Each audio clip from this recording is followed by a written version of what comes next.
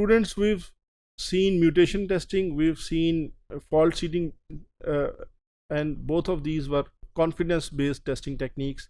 We've seen an example how we make use of mutation testing to calculate confidence. Now we are going to look at an example where we have a code and we are doing fault seeding. Okay. Now I have an example code which is the same which was used in the previous example. I am going to seed artificial number of errors. पहले हमने क्या किया था, 1 fault at a time. अब हम क्या करने लगे हैं जनाब, fault seeding n number of faults. अब ये चूंकि कोड ही बहुत छोटा है, इसमें 2 मैंने fault seed किए हैं जनाब in one go. पहला अगेन मैंने a greater than b को a less than b कर दिया, दूसरा a minus b को a by b कर दिया. Now I have my test cases and I shall rerun all those test cases in one go or in a manner कि जहां मुझे या तो कोई सीडेड फॉल्ट, अनसीडेड फॉल्ट मिल जाए, नहीं तो एटलीस्ट मेरे सीडेड फॉल्ट तो मेरे टेस्ट केसेस उन्हें रिकवर करके दें या उनको हिट करके दें या वो इंड्यूस जो टेस्ट जो फॉल्ट्स हैं उनको अनकवर कर दें. Okay, there are now 2 versions. पहले मेरे पास 3 वर्जन्स थे, अब मेरे पास 2 वर्जन्स हैं, एक ओरिजिनल प्रोग्राम, एक सीडेड वर्जन. ओके, अगेन जैसे मैंने आपको बताया 2 वर्जन्स, एक जिसके अंदर मेरे पास ऑल फॉल्ट सीडेड, एक ओरिजिनल. मेरे पास ये ओरिजिनल कोड आ गया, ये फॉल्ट सीडेड कोड आ गया.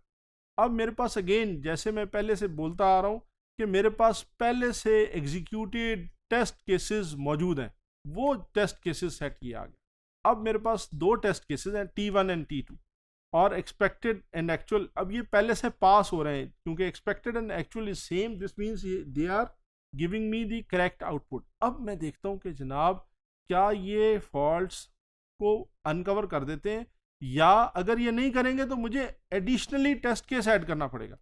देखिए लकीली दोनों टेस्ट केसेस मेरे दोनों फॉल्ट्स को हिट कर रहे हैं. एक 2-1 पे जाके ये जनाब a ग्रेटर देन b में जाना चाहिए था जबकि a लेस देन b में चला गया, और दूसरा 1-2 उसमें आपको क्या इशू आ गया कि एक में अच्छा आपका एक जा a प्लस b आना चाहिए था, एक जा a माइनस b आना चाहिए था. दोनों में आपको जो रिजल्ट आ रहा है वो भी आपको वो नहीं आ रहा जो कि आपको आना चाहिए था. a बाई b अगर आप करें तो वो क्या आना चाहिए आपको, 2/1, वो आपके पास 2 आ रहा है जबकि मेरे पास 3 आना चाहिए था. ये पहली लाइन, पहला टेस्ट केस. इधर आपके पास -1 आना चाहिए था, ठीक है जनाब, जबकि 1 + 2 को 3 करके दे रहा आपको. सो आपके दोनों टेस्ट केसेस भी फेल हुए हैं और दोनों के दोनों आपके सीडेड फॉल्ट अनकवर हो गए हैं या मैनिफेस्ट कर गए हैं अपने आप. कॉन्फिडेंस कैसे कैलकुलेट करेंगे? अब जनाब ये मैंने वही आपकी जो पुरानी स्लाइड थी जिसके अंदर कॉन्फिडेंस इज इक्वल टू 1, वो हमने निकाल के रखा हुआ जनाब. अच्छा जनाब, S is the number of seeded faults, N is number of non seeded faults, ठीक है ना. अब small n is faults detected during testing and S is the number of seeded faults detected during testing. अब हमारे पास confidence 1 आएगा. क्यों? क्योंकि n is equal to 0 and if n is less than small n, which is where capital N is 0, small n is 2, तो आपका confidence, आपका formula ये वाला पार्ट आपका जो c is equal to 1 calculate हो गया यहाँ पे.